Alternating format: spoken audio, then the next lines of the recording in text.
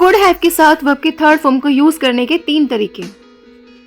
पहला, rule number 1, could have के साथ वर्ब के थर्ड फॉर्म को आप यूज कर सकते हैं पास्ट की पॉसिबिलिटी को बताने के लिए, जैसे कि पास्ट में क्या हो सकता था।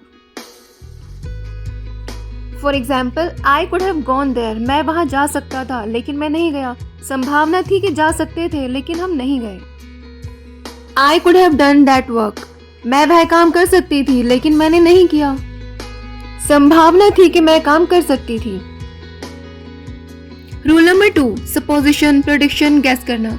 जब हमें एग्जैक्टली नहीं पता होता कि क्या हुआ होगा तो हम गैस करते हैं, सपोज करते हैं। इस तरह की सिचुएशन को भी हम कुड हैव के साथ अपनी थर्ड फॉर्म से एक्सप्रेस करते हैं। फॉर एग्जाम्पल, उन्होंने मेरी कार की चाबी कहाँ रखी होगी?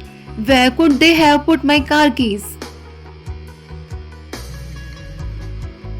यहाँ कल कौन आया होगा? Who could have come here yesterday? यहाँ हमें नहीं पता कौन आया होगा, हम सिर्फ गेस कर रहे हैं, इसीलिए हमने कुड हैव के साथ अपनी थर्ड फॉर्म का स्ट्रक्चर यूज किया।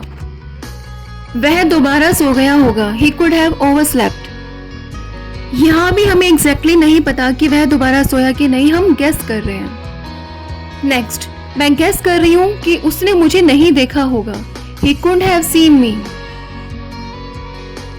रूल नंबर 3, कुड हैव के साथ आपकी थर्ड फॉर्म का यूज कंडीशनल टेंसेस में भी करते हैं। जैसे, अगर मैं चाहती तो मैं वहां जा सकती थी। I could have gone there if I wanted to, मैं जा सकती थी अगर मैं चाहती तो। ये कंडीशनल टेंस है। नेक्स्ट, मैं एक बड़ा घर खरीद सकता था अगर मैं चाहता तो। I could have purchased a big house if I wanted to. ये एक और कंडीशनल टेंस है कि अगर मैं चाहता तो खरीद सकता था, तो ये कंडीशन है।